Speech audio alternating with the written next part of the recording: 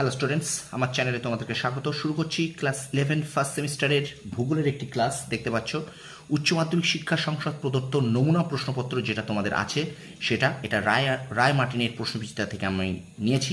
তো প্রথম তোমাদের কী ধরনের প্রশ্ন আসতে পারে, কারণ পরীক্ষা এসে গেছে, উচ্চ মাধ্যমিক শিক্ষা সংসদ নমুনা প্রশ্নপত্র কেমন ছিল বা এখানে কী কী ধরনের প্রশ্ন এসেছে সেটা অবশ্যই তোমাদের জানতে হবে। তো সুতরাং প্রথম থেকে শেষ পর্যন্ত ভিডিওটা দেখো, একটু স্কিপ করবে না, ঠিক আছে? তো চলো শুরু করি। ক্লাস 11 ফার্স্ট সেমিস্টার ভূগোলের ক্লাস, উচ্চ মাধ্যমিক শিক্ষা সংসদ প্রদত্ত নমুনা প্রশ্নপত্র। পার্ট 1-এ কি আছে দেখো, বলছে মানচিত্র অঙ্কন প্রস্তুত ও অধ্যয়ন যিনি করেন তাদের কি বলা হয়? কার্টোগ্রাফার। আচ্ছা, স্তম্ভ মেলাও আছে, এটা আমি আর পড়ছি না। 1-এর বি, 2-এর ডি, 3-এর এ, 4-এর সি, এটা একটু মিলিয়ে নিও, তোমরা দেখে নাও। 1-এর বি, 2-এর ডি, 3-এর এ, 4-এর সি, ঠিক আছে? এটা একটু দেখে নাও। আচ্ছা, ছায়াপথগুলির মধ্যে দূরত্ব ক্রমবর্ধমান। আচ্ছা, এবার আছে নির্দেশনা। এখানে কিন্তু দাবি এবং কারণ আছে, এগুলো একটু দেখে নাও। এখানে অপশন সি হবে উত্তর। এ হলো সঠিক, কিন্তু আর সঠিক নয়। প্রশ্নগুলোকে তোমরা একটু পড়ে নাও। আচ্ছা, 5-এর দাগের উত্তর বলছে ভূমিকম্পের তরঙ্গ যে অঞ্চলে রেকর্ড হয় না সেটি পরিচিত যে অঞ্চল নামে ছায়া অঞ্চল। মহাদেশীয় ভূত্বকের গড় গভীরতা হলো 30 কিমি। আচ্ছা, কোন ধরনের আগ্নেয়গিরিতে সান্দ্র লাভা প্রবাহিত হয়? বিমিশ্র আগ্নেয়গিরি।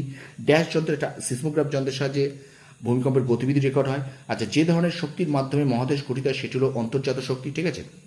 আচ্ছা, পরে দেখো, পরে কি আছে, নিম্নলিখিত কোনটি সুনামির জন্য দায়ী নাম মৃত্তিকা ক্ষয়? আচ্ছা, নিম্নলিখিত গ্রাফ অধ্যয়ন করো এবং নিম্নলিখিত প্রশ্নের উত্তর দাও। দেখো, এখানে একটা গ্রাফ দেওয়া আছে, এটার থেকে তোমার 11, 12, 13 করতে হবে। তো 11 উত্তর হবে বি, ঠিক আছে? এটা ছবিটা একটু ভালো করে দেখে নাও, এই গ্রাফটা, ওকে? ভালো করে দেখো। আচ্ছা, তারপরে 11 উত্তর হবে বি। আচ্ছা, 12 উত্তর হবে এখানে এ, আর 13 উত্তর হবে এখানে সি, ঠিক আছে? তো এইগুলো একটু গ্রাফটাকে ভালো করে দেখে তোমরা এগুলোকে একটু করে নাও, ঠিক আছে? দেখো কি বলছি, 11 বি, 12 হবে এ, ঠিক আছে? 12 হবে এ, আর 13 হবে কিন্তু সি, ঠিক আছে? আচ্ছা, এবার দেখো আমরা চলে যাই 14। সামুদ্রিক লবণ, ধূম্রকণা, সূক্ষ্ম মাটি, এগুলিকে একসঙ্গে বলা হয় ধূলিকণা। ওজোন স্তর বিনাশের জন্য সর্বাধিক কোন গ্যাস দেয়? ক্লোরোফ্লোরোকার্বন। এটাকে সিএফসিও অনেক সময় পয়েন্টে দিয়ে দেবে, ঠিক আছে?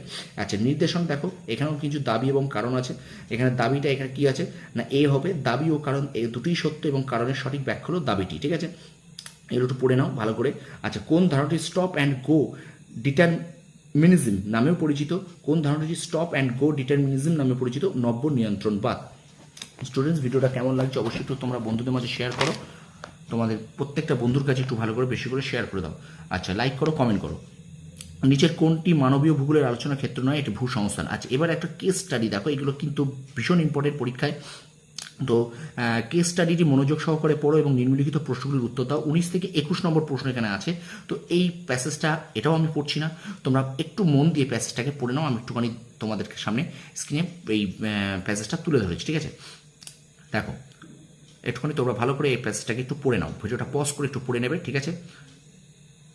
একটু করে পড়ে নাও প্যাসেজটা ভালো করে, ঠিক আছে? এবার দেখো আমরা চলে যাই প্রশ্নোত্তরে কী কী প্রশ্ন আছে। 19 থেকে বলছে কোথায় বাজার বাগান কৃষিকে ট্রাক ফার্মিং বলে? এটা আমেরিকা যুক্তরাষ্ট্র। আচ্ছা, নিম্নলিখিত বিবৃতিগুলির মধ্যে বাজার বাগান কৃষি ও হর্টিকালচারের মধ্যে কোনটি সঠিক নয়? উত্তর হবে ডি। এই ব্যবস্থা বিস্তৃত অঞ্চল জুড়ে সংগঠিত হয় এবং অনেক দূর পর্যন্ত হয়। আচ্ছা, কোন ফুল নেদারল্যান্ডের বিশেষত্ব? টিউলিপ। আচ্ছা, ড্যাশ অঞ্চলে বসবাসকারী অধিবাসীরা শিকার করে বেঁচে থাকে, এটা খুব শীতল ও অত্যন্ত জলবায়ু। এবার দেখো, সব থেকে আদিম থেকে শুরু করে সব থেকে আধুনিক পর্যন্ত নিম্নলিখিত ক্রম পর্যায়গুলিকে সাজাও। এটা কিন্তু এইগুলো তোমরা দেখো 3, 4, 2, 1 ক্রম পর্যায়ে সাজানো হবে। 3, 4, 2, 1 শিকার করা ও সংগ্রহ করা, তারপরে আসবে গৃহপালিত পশুপালন, তারপরে যাযাবর পশুপালন, তারপর বাণিজ্যিক পশুপালন, ঠিক আছে? আচ্ছা, নিচের কোন ধরনের খনিতে বৃহৎ ও দ্রুত উৎপাদন পাওয়া যায়? এটা হলো খোলা ঢালাই খনন। খোলা ঢালাই খনন, ঠিক আছে? চলো 25 তারিখে কি বলছে, ব্রাজিলের কোন প্রদেশে সবচেয়ে বেশি কফি উৎপাদিত হয়? মিনাস গেরাইস। পৃথিবীর বৃহত্তম কার্পাস উৎপাদক দেশ কোনটি? চীন। নিচের কোন ক্ষেত্রে নিযুক্ত ব্যক্তিরা স্বর্ণালী পোশাক শ্রমিক হিসাবে পরিচিত? অতিনব্য। উত্তর হবে অতিনব্য। পার্ট সিতে গিয়েছে নিম্নলিখিত দ্রাঘিমাগত বিস্তৃতির মধ্যে কোনটি ভারতের সীমার জন্য প্রাসঙ্গিক? 68 ডিগ্রি 7 মিনিট পূর্ব থেকে 97 ডিগ্রি 25 মিনিট পূর্ব পর্যন্ত। আচ্ছা, ভারতের বৃহত্তম আন্তর্জাতিক সীমানা রয়েছে ড্যাশের সঙ্গে বাংলাদেশ। নিচের কোন নদীটি একটি গ্রস্ত উপত্যকার মধ্য দিয়ে প্রসারিত হয়েছে? তাপ্তি। আরাবল্লী পর্বতমালার সর্বোচ্চ শৃঙ্গের নাম গুরুশিখর। কোন নদীটি দক্ষিণ গঙ্গা নামে পরিচিত? গোদাবরী। আচ্ছা, এখানে দেখো কি বলছে, প্রদত্ত ভারতের রেখা মানচিত্রে 3টি ভৌগোলিক বৈশিষ্ট্যকে এ, বি ও সি বলছে চিহ্নিত করা হয়েছে। প্রদত্ত বিকল্পগুলির মধ্য থেকে ভৌগোলিক বৈশিষ্ট্যগুলিকে শনাক্ত করো। এখানে এই যে ছবিটা আছে সেটাতে 3টে চিহ্ন আছে, এ, বি এবং সি বলে, এগুলোকে চিহ্নিত করতে হবে। আচ্ছা, প্রদত্ত মানচিত্রে এ হলো, এটা দেখেন, এটা হলো সাতপুরা পর্বতমালা। তাহলে এখানে এ যেটা বুঝিয়েছে এটা কিন্তু সাতপুরা পর্বতমালা। শুধু ম্যাপগুলোকেও কিন্তু ভালো করে দেখো কিভাবে প্রশ্নগুলো দিয়েছে, ঠিক আছে? শুধু এমসিকিউ মানে শুধু টিক মেরে চলে আসবে এমসিকিউ সেগুলো কিন্তু নয়, ঠিক আছে? তো এই ধরনের প্রশ্ন কিন্তু তোমাদের পরীক্ষায় দেবে। তাহলে 33 কি আছে? 33 হবে ডি উত্তর। এ মানে সাতপুরা পর্বত। আচ্ছা, বি কি আছে? বিতে বোঝাচ্ছে, এখানে বলছে কাবেরী নদী। ছবিটাকে দেখো, কাবেরী নদীকে বলছে, বি হলো, ঠিক আছে? আর সি কি আছে? সি বলছে এখানে মালাবার উপকূলীয় সমভূমি। এই যে সিটা, এটা কিন্তু মালাবার উপকূলীয় সমভূমি, ঠিক আছে? তোমরা বুঝতে পারলে কি ধরনের প্রশ্ন পড়লো। এই প্রশ্নটা আমি তোমাদের করালাম উচ্চ মাধ্যমিক শিক্ষা সংসদের ক্লাস 11-এর ফার্স্ট সেমিস্টারের যে ভূগোলের যে নমুনা প্রশ্নপত্র দেওয়া হয়েছে বোর্ড থেকে, উচ্চ মাধ্যমিক শিক্ষা পর্ষদের, তারই তোমাদের নমুনা প্রশ্নটা করালাম, ওকে? আর এরপরে কিন্তু আমি রায় মার্টিন প্রশ্নবিদ্যার থেকে মডেল 1 মডেল 2 করে করাবো। তাছাড়া আমি কিন্তু এখনও চ্যাপ্টার কিছু বাকি আছে, সেগুলো দেবো। সুতরাং এত কিছুর জন্য কিন্তু তোমাকে কিন্তু এই মাসটা ভীষণ ভালো করে পড়তে হবে, ঠিক আছে? আর রিভিশন অবশ্যই দিতে হবে। রিভিশন দিতে গেলে মক টেস্ট দিতে হবে। আর এই রিভিশনের জন্য কিন্তু অবশ্যই বেশি করে তোমাকে কিন্তু টেক্সট বইটা তুমি যে পারো খুঁটিয়ে পড়ো, আর পুরোনো জিনিস যেগুলো পড়ো সেগুলো রিভিশন দাও। রিভিশন না দিলে তুমি কিন্তু এই এমসিকিউ করতে পারবে না, ঠিক আছে?